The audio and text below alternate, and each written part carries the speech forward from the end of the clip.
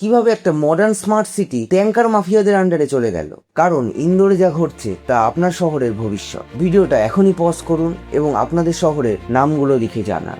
গত 15 বছরে ইন্দোরের গ্রোথ ছিল চোখে পড়ার মতো। বিলাসবহুল হাই রাইজ ফ্ল্যাট, কাচের তৈরি আইটি পার্ক, একের পর এক পশ কমিউনিটি রাতারাতি তৈরি হয়েছিল। কিন্তু ওপরের শহরটা যত আধুনিক হয়েছে, মাটির তলার ইনফ্রাস্ট্রাকচার ওখানেই থেমেছিল।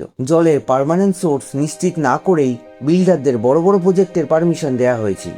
2026 সালের একটা মেগা সিটি চলছিল একটা ধুঁকতে থাকা পুরনো জল সরবরাহ ব্যবস্থার উপরে নির্ভর করে। ঠিক যেন একটি চমৎকার দেখতে গাড়ি যার ভেতরে কোনো ইঞ্জিনই নেই। ইন্দোর মূলত দুটো জিনিসের ওপর চলতো। তা হচ্ছে নর্মদা নদী, যেখান থেকে মাইলের পর মাইল পাইপলাইন দিয়ে জল আনতে কোটি কোটি টাকার বিদ্যুৎ খরচ হয়। 2 নম্বর আমাদের সবার চেনা গ্রাউন্ড ওয়াটার বা ভূগর্ভস্থ জল। বছরের পর বছর এই গ্রাউন্ড ওয়াটারকে আনলিমিটেড ভেবে ব্যবহার করা হয়েছে। কর্পোরেশনের জল না পেলেই বোরওয়েল খোঁড়া হয়েছে। কিন্তু লাখ লাখ মানুষ একসাথে মাটির বুক চিরে জল তুলবে, প্রকৃতি তো একদিন রিভেঞ্জ নেবেই। তার উপরে বৃষ্টির জল ধরে রাখার ব্যবস্থা, রেন ওয়াটার হারভেস্টিং ছিল শুধুমাত্র খাতা কলমেই সীমাবদ্ধ। যা ফল হওয়ার তাই হলো। 2026 সালের চড়া গরমে ইন্দোরে 50%-এর বেশি বোরওয়েল শুকিয়ে গেল, অর্থাৎ শহরের আসল ব্যাকআপটাই ভ্যানিশ। কিন্তু এই ক্রাইসিস শুধু জলসংকটেই আটকে থাকেনি, এটা রূপ নেয় একটা ভয়ঙ্কর পাবলিক হেলথ এমার্জেন্সিতে। শহরের ভাগীরথপুর এলাকায়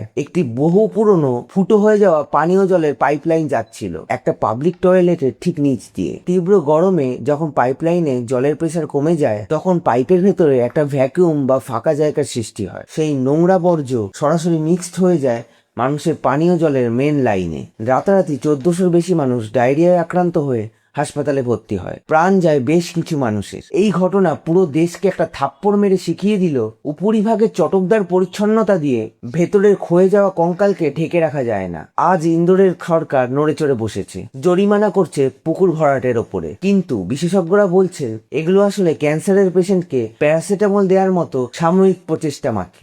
আজ যেখানে জন্ম নিয়েছে একটা নির্মম ট্যাঙ্কার ইকোনমি। আপনার পকেটে টাকা থাকলে আপনি হাজার হাজার টাকা দিয়ে জল কিনতে পারবেন। আর আপনি যদি সাধারণ মধ্যবিত্ত বা গরিব হন, তবে কাঠফাটা রোদে ঘন্টার পর ঘন্টা লাইন দিয়ে থাকতে হবে এক বালতি জলের জন্য। আসল প্রশ্ন এটা নয় আমাদের শহরগুলো এই সংকটে পড়বে কিনা, আসল প্রশ্ন হলো পরের নম্বরটা কার। আপনার নিজের শহর নয় তো? ভিডিওটা ভালো লাগলে একটা লাইক অবশ্যই করবেন। এই একটা লাইকে আমাদের মোটিভেশন কিন্তু অনেকটাই বাড়ে। আর এরকম ভিডিও দেখতে চাইলে চ্যানেলটিকে সাবস্ক্রাইব করতে ভুলবেন না।